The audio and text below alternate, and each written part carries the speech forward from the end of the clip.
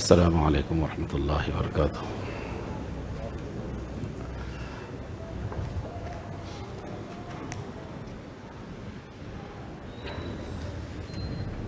الحمد للہ رب العالمین والصلاة والسلام علی سید الانبیاء والمرسلین، اما بعد قد قال اللہ عز وجل اعوذ باللہ من الشیطان الرجیم بسم اللہ الرحمن الرحیم ولا تقولوا لمن يقتل في سبيل الله اموات بل احياء ولكن لا تشعرون آمنت بالله صدق الله العظيم اللهم صل على سيدنا محمد وعلى ال سيدنا محمد وبارك وسلم اللهم صل على سيدنا محمد وعلى ال سيدنا محمد وبارك وسلم اللهم صل على سيدنا محمد وعلى ال سيدنا محمد وبارك وسلم۔ محترم حاضرین کرام،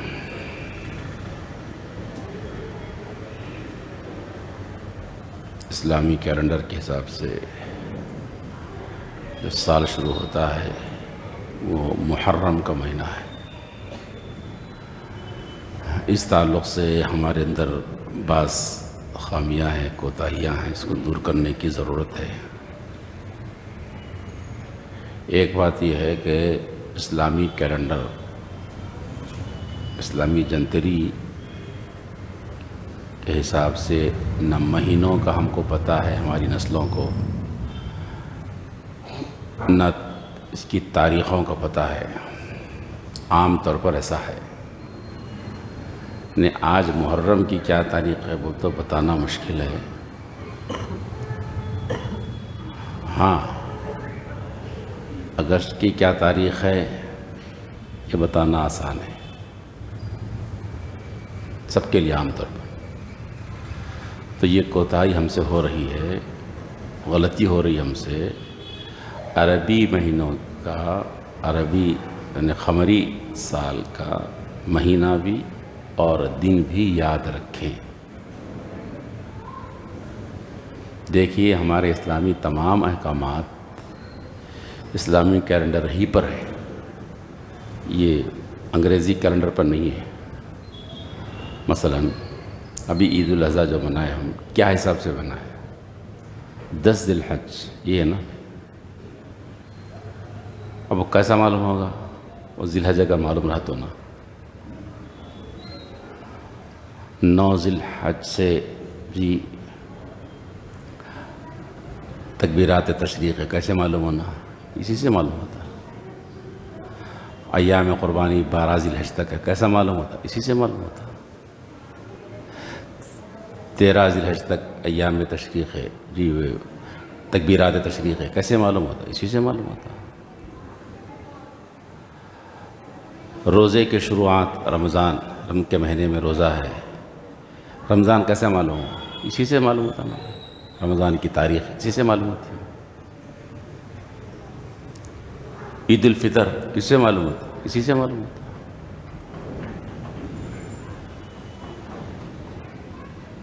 حج اسی سے معلوم ہوتا۔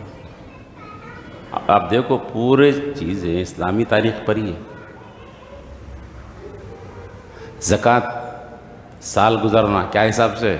یہی حساب سے، اسلامی کیلنڈر کے حساب سے۔ اس میں اور اس میں تقریباً 10-12 دن کا فرق آ رہا۔ انگریزی سال میں اور اس سال میں 10-12 دن کا، 15 دن کا فرق آتا۔ وہ حساب سے نہیں کر سکتے آپ زکوٰۃ اس حساب سے کرنا پڑتا۔ ایک سال جو گزرنا اس حساب سے گزرنا۔ دیکھیے آپ، اسی پر ہے پرنٹ۔ کسی کے انتقال ہوگا شوہر کا تو بیوی کی عدت گزارنا ہے 4 مہینے 10 دن، کیا حساب سے رہیں گے؟ اسی حساب سے رہیں گے۔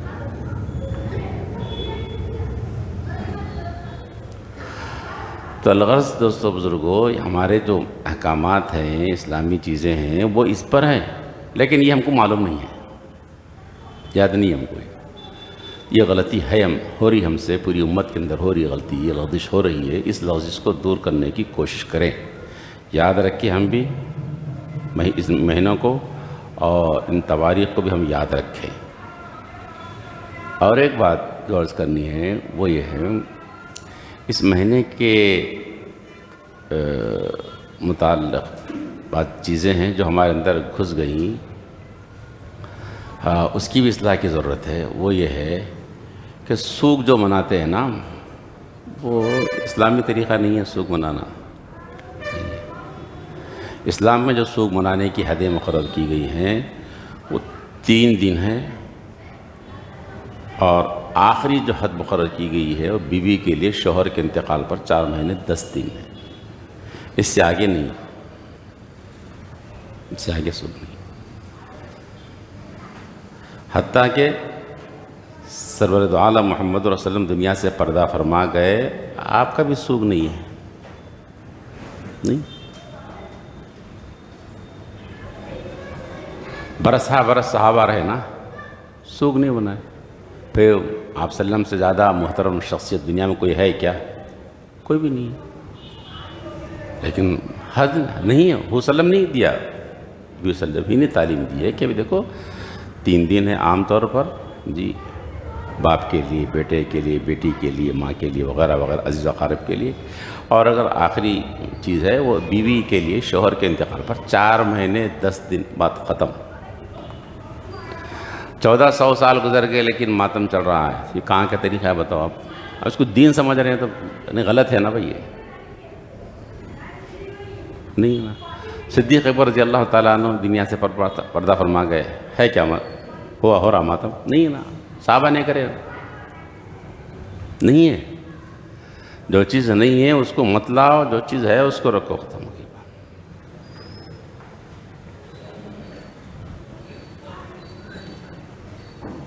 اور یہ بھی یاد رکھو، اس روئے زمین پر سب سے بہترین خاندان اگر ہے کوئی ہے تو سرور دو عالم محمد صلی اللہ علیہ وسلم کا خاندان، یعنی اہل بیت. اس سے اونچا خاندان کوئی نہیں. لیکن وہ ایک الگ چیز ہے، وہ افضلیت، فضیلت، شان وہ ایک الگ چیز ہے. لیکن یہ سوگ منانا، ماتم کرنا ایک الگ چیز ہے.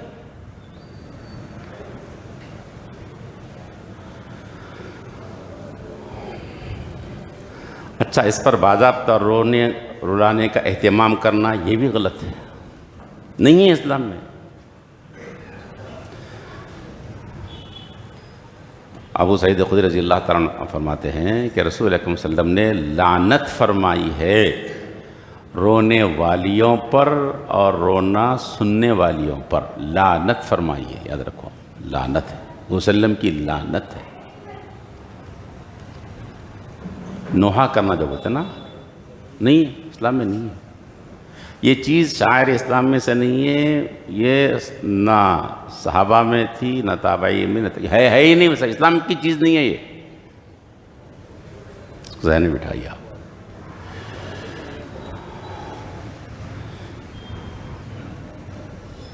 اور ایک بات،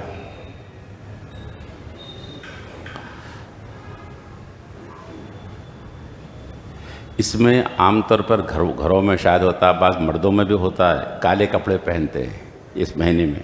نہیں ہے بھائی، نہیں پہننا ہے. کہ کالے کپڑے پہننا جائز ناجائز وہ مسئلہ الگ. میں یہ عرض کر رہا ہوں، اس مہینے سے کالے کپڑے کو، کالے جوڑے کو متعلق کر دینا یہ غلط ہے. یہ بتا رہا ہوں، سوگ کی علامت کے طور پر اس کو پہنا جاتا ہے تو اس مہینے میں نہیں پہننا چاہیے.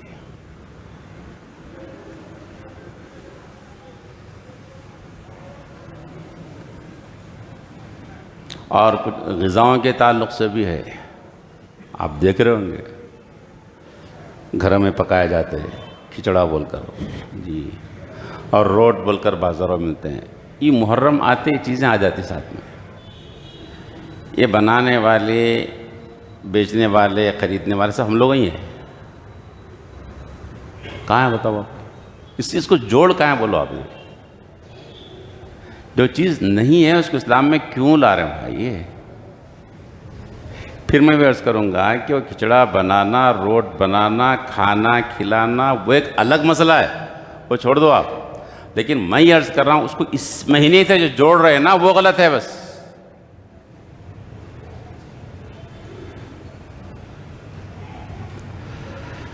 تو ان غلطیوں کی اصلاح کر لیجیے اپنے گھروں کے اندر بھی، اپنے بچوں کو بھی بولیے، اپنے خاندان میں بولیے کہ بھئی یہ چیزیں جو غلط ہے وہ غلط ہے.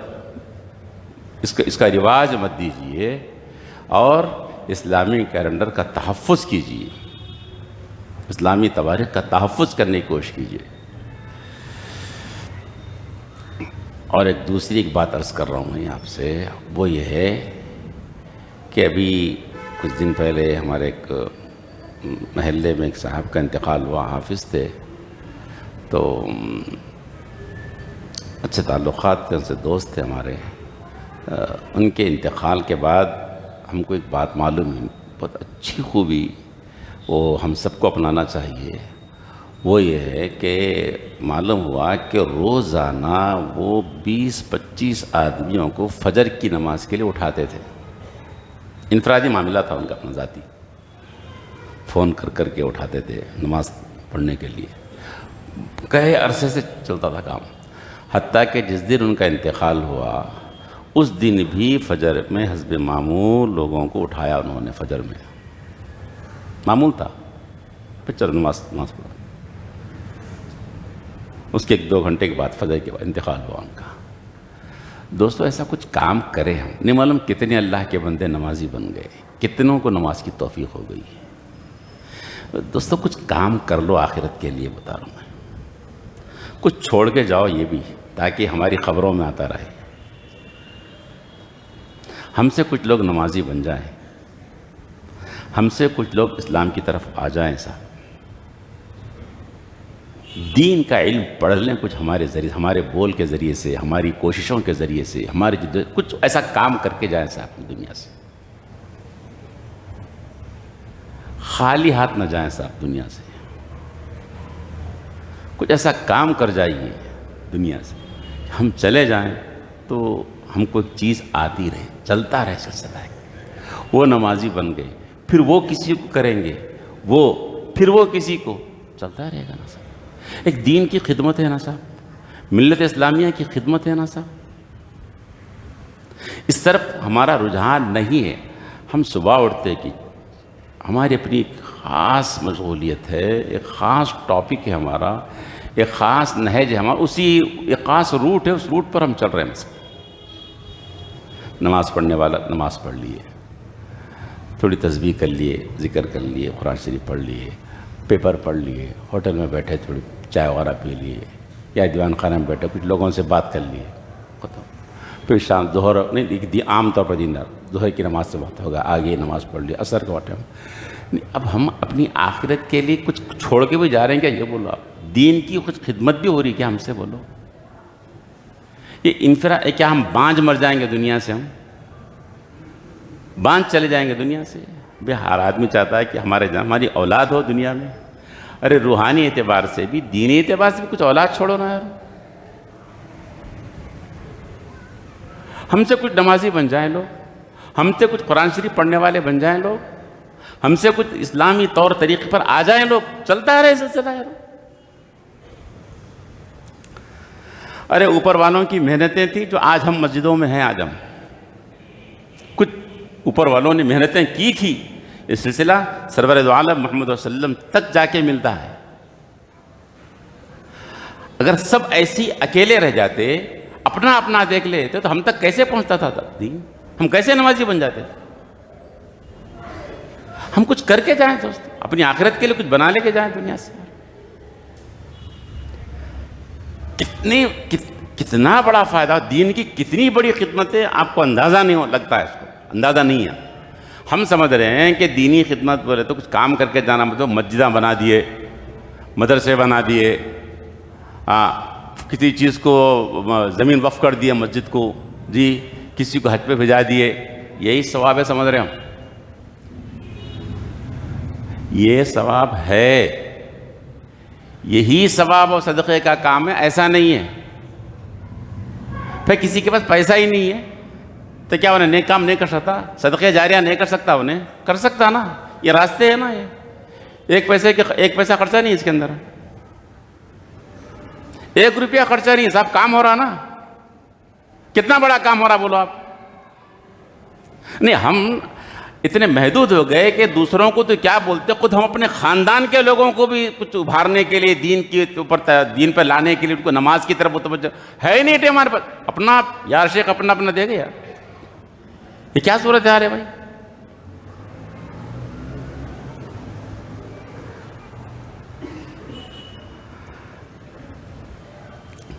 ایک اچھے بول سے، ایک اچھے رخ پہ لانے سے کسی کے رہنمائی سے کتنا بڑا فائدہ ہوتا ہے۔ دیکھو آپ، ایک صاحب بہت بڑے اہل قلم میں سے ان کا شمار ہے، کئی تصنیفات ان کی منظر عام پر ہیں، اور امت کا بہت بڑا طبقہ ان کے تحریروں سے استفادہ کر رہا ہے۔ انہوں نے اپنے بچپن کا قصہ سنایا کہ جب بچے تھے، پڑھ رہے تھے، تو ان کو کہانیاں لکھنے کا شوق تھا۔ کہانیاں ہے نا، کہانی بہت کہانیاں ہیں، آپ کو نہیں معلوم ہوگا، میں بھی کہانی کتاب پڑھا تھا بہت عرصہ پہلے، کتاب دیکھ کے تعجب ہوا، بی بی سگٹ کی کہانی۔ اب آپ دیکھیں، میں تو دیکھا ہوں مالا بی بی سگٹ ہی پہلی مرتبہ سنا ہوں، اب دیکھو تو لمبی کہانی چل رہے ہے، کہانیاں بہت ہیں، بیلوں کی کہانیاں، بھینسوں کی کہانیاں، کھلووں کی بہت ہے کہانیاں۔ وہ کہانیاں پہ چل رہا تھا قلم ان کا، تو ان کے استاذ نے بلایا، بیٹے یہ کیا کر رہے ہیں؟ ان کا شوق تھا، لکھنے کا شوق تھا، بھائی بیٹے کیا کر رہے ہیں تم نے؟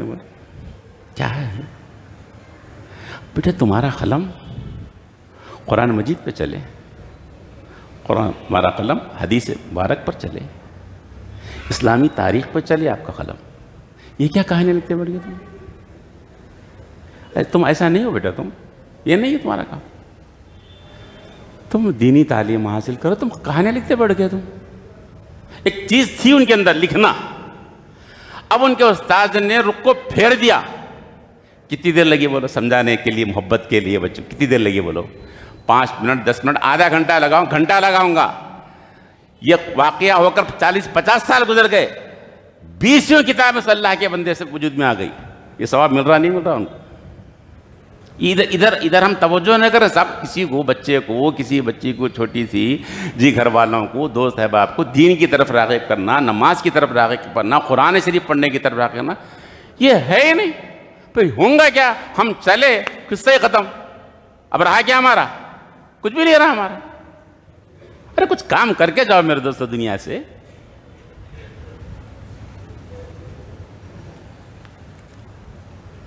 اور آپ کو بتاؤں، مختلف کام ہیں، بہت کام ہیں، ہم کر کے چلے جائیں۔ زندگی چھوٹی ہے، رہتی دنیا تک جی جب تک قیامت قائم رہے گی تب تک ہماری قبروں میں اس کا ثواب ملتا رہے گا۔ صدقہ جاریہ بتاؤں آپ کو میں۔ میرے ایک ساتھی، سینئر ساتھی، جن کے پاس میں خود بھی دور کرا، قرآن شریف پڑھا میں بھی ان کے پاس، وہ حفظ کیسا کرے وہ بتا رہے تھے مجھے۔ تو ان کے والد صاحب شرابی، گھر کا ماحول پورا آؤٹ۔ اب یہ مکتب میں پڑھنے کے جاتے تھے، مکتب میں تھا نا، یہ جو مسجدوں کی جو مکاتب ہے نا بہت قیمتی ہیں، آپ کو اندازہ نہیں اس کی کیا قیمت ہے، آپ کو اندازہ نہیں اس کی قیمت کیا ہے۔ مدارس جو ہیں بہت بڑی قیمتی ہیں صاحب۔ میں نے اپنے بڑوں سے ایک واقعہ سنا تھا، ایک غالباً عیسیٰ علیہ السلام یا کسی بزرگ کا واقعہ، جا رہے تھے، عیسیٰ علیہ السلام کا واقعہ، جا رہے تھے، ایک خبر میں دیکھا کہ کوئی عذاب ہو رہا ہے، بہت عرصے بعد واپس آئے تو دیکھا کہ مزے میں عذاب نہیں ہو رہا۔ اللہ سے پوچھا کہ اللہ یہ کیا ہوا؟ خبر میں آ گیا تو معاملہ تو ختم ہو گیا تھا نا اس کا، خبر میں آ گیا تو معاملہ ختم ہو گیا تھا، لیکن دیکھیں جب وہ عذابات میں تھا، ابھی جنت کے اندر خوشیوں میں مزے میں عذابات ہٹا لیے کیا ہے؟